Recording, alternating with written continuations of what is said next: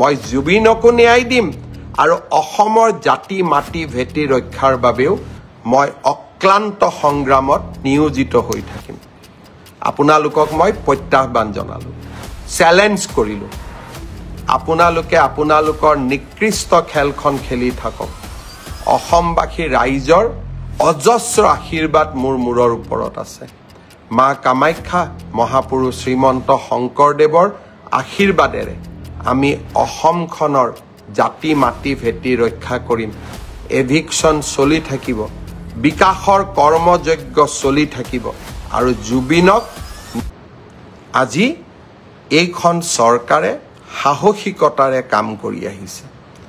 উচ্ছেদেই হওক অসমৰ পৰা বিদেশী নাগৰিক বহিষ্কাৰে হওক বা জুবিনক ন্যায় প্ৰদান কৰাই হওক এইখন চৰকাৰে কাৰো ওচৰত হিৰ্ণত নকৰে মাত্ৰ অসমবাসীৰ ওচৰত হিৰ্ণত কৰিব ফটোশ্বপ কৰি কোনোবাই যদি ভাবে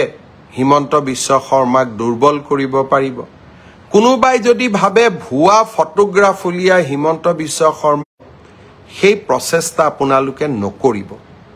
মই আকৌ এবাৰ আপোনালোকক অনুৰোধ কৰিম মই আজি ফেচবুকৰ পিছত মই 2020 চনত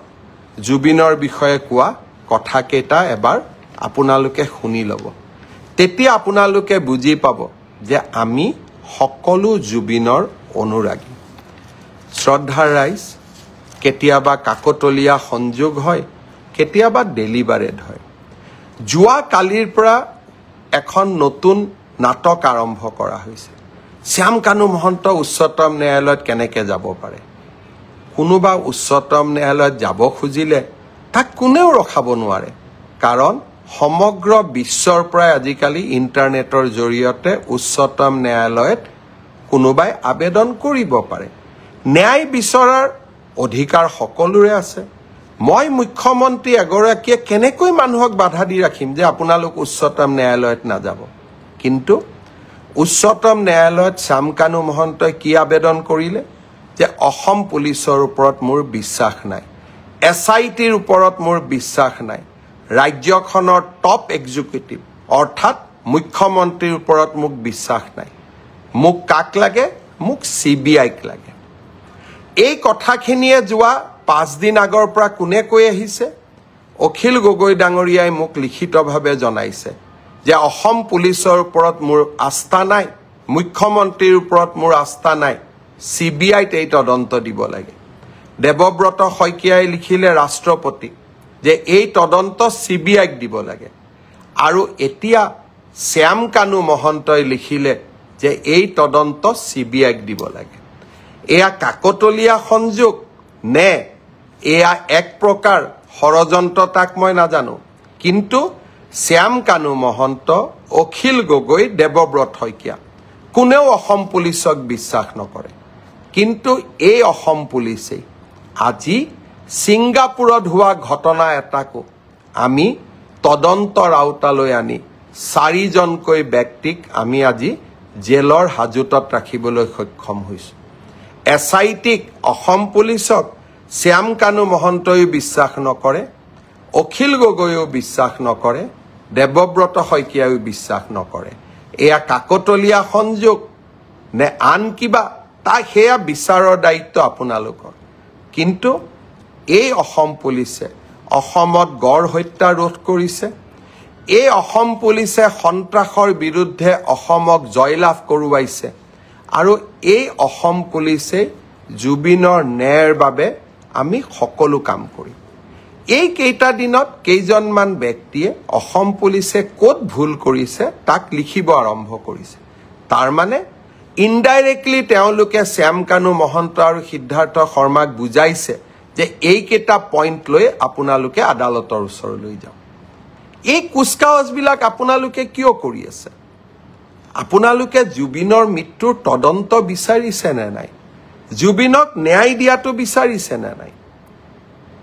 মোৰ সন্দেহ থাকি গৈছে মই আশা কৰিম আপোনালোকে চৰকাৰখনক সহযোগিতা কৰক আৰু এতিয়া জুডিচিয়েল কমিশনো আমি গঠন কৰিলো ন্যায়িক তদন্ত কোনে ন্যায়িক তদন্ত কৰিব গুৱাহাটী উচ্চ ন্যায়ালয়ৰ এজন সিটিং জাজ জাষ্টিস সৌমিত্ৰ শইকীয়াই তেওঁক আপোনালোকে সহায় কৰক অসমখনক 2026ত নিৰ্বাচন হ'ব আপোনালোকে বিজেপিক হৰুৱাব খোজে বেলেগ ইস্যু লওক ৰাস্তা হোৱা নাই কাজিৰঙাত কৰিডৰৰ কথা কৈছিল কৰিডৰ হোৱা নাই নামৰু ফাৰ্টিলাইজাৰ খুলিম বুলি কৈছিল খোলা নাই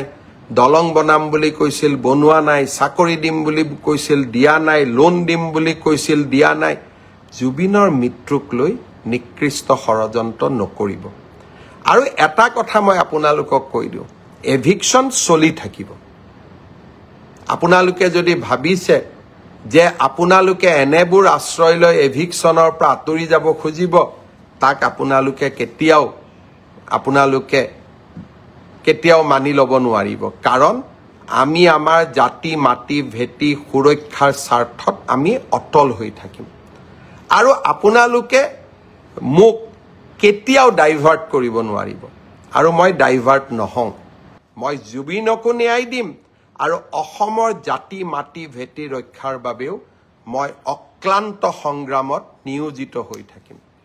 আপোনালোকক মই প্ৰত্যাহ্বান জনালো চ্যালেঞ্জ কৰিলো আপোনালোকে আপোনালোকৰ নিকৃষ্ট খেলখন খেলি থাকক অসমবাসী ৰাইজৰ অজস্ৰ আশীৰ্বাদ মোৰ মূৰৰ ওপৰত আছে মা কামাখ্যা মহাপুৰুষ শ্ৰীমন্ত শংকৰদেৱৰ আশীৰ্বাদেৰে আমি অসমখনৰ জাতি মাটি ভেটি ৰক্ষা কৰিম এভিকশন চলি থাকিব বিকাশৰ কৰ্মযজ্ঞ চলি থাকিব আৰু জুবিনক